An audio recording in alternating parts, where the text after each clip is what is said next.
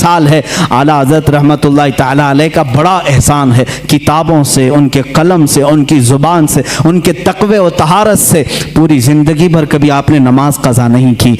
मसलक आला हज़रत ये भी है मेरे अजीज़ों, नमाज़ों की पाबंदी करो। बहुत सारे लोग सिर्फ शिद्दत पसंदी को समझते हैं मसलक आला हज़रत। किस बात की शिद्दत करते हो आप, किस बात की? किसी को काफिर कहने में? याद रखो आला हज़रत रहमतुल्लाह ताला अलैह ने पूरे उम्मत इस्लामिया की तकफीर कभी नहीं की। काफिर काफिर काफिर कहना आला हज़रत की आदत नहीं थी।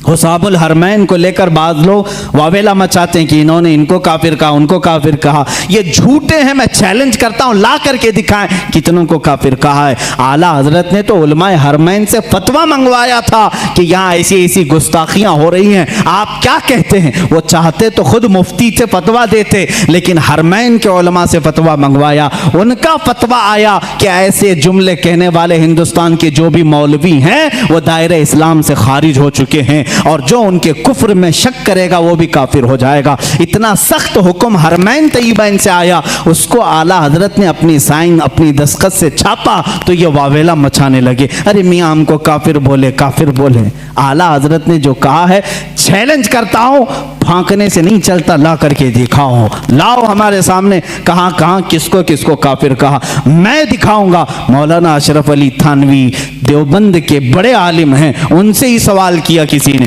आला हज़रत के विसाल के बाद कहा, आपके मुखालिफ थे, वो इंतकाल हो गया, उन्होंने अफसोस जाहिर किया, वो बड़े आशिक़ रसूल थे। कौन कह रहे हैं? अशरफ अली थानवी साहब कह रहे हैं वो बड़े आशिक़ रसूल थे। हैं मजमे में कहा वो आपको काफिर कहते थे, आपकी जमात को, तो उन्होंने तकफीर की, उन्होंने बरदस्ता कहा। मौलवी अशरफ अली थानवी साहब की ये बात भी हमने नहीं छापी, देवबंद से छपी हुई है, चाहे तो किसी को मैं दिखा सकता हूँ, ये चीज़ें मौजूद हैं।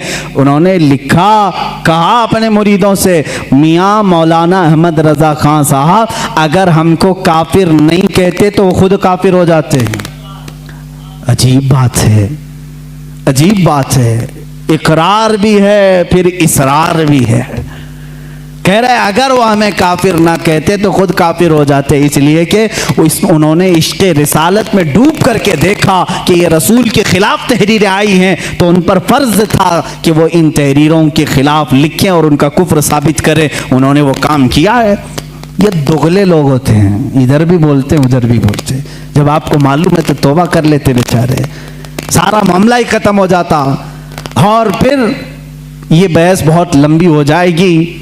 मैं दूसरे दीगर मकातिब फ़िक्र के उलमा की बातें अगर बताऊं, दीगर उलमा जो अहले हदीस के उलमा हैं, देवबंद के उलमा हैं, गैर मुक़ल्लिदीन के उलमा हैं, उन्होंने भी लिखा है कि आला हज़रत इमाम अहमद रज़ा खान रहमतुल्लाह ताला अलैह का कोई सानी नहीं था, इल्म में उनका कोई सानी नहीं। हमारे उलमा की बात छोड़ें, मैं दीगर मकातिब फ़िक्र के उलमा की बात कर रहा हूँ। मौलाना अबुल उला मौदूदी, मौलाना अबुल हसन नदवी और दीगर लोगों के साथ साथ शायर मशरिक़ अल्लामा इकबाल ने भी कहा है। इकबाल का तराना बड़े ज़ोर और शोर से गाते हो। उन्होंने क्या लिखा है? कहते हैं अगर इमाम आज़म अबू हनीफा अपने ज़माने में अहमद रज़ा खान साहब को देख लेते तो अपने ख़ास शागिर्दों में रख लेते हैं। और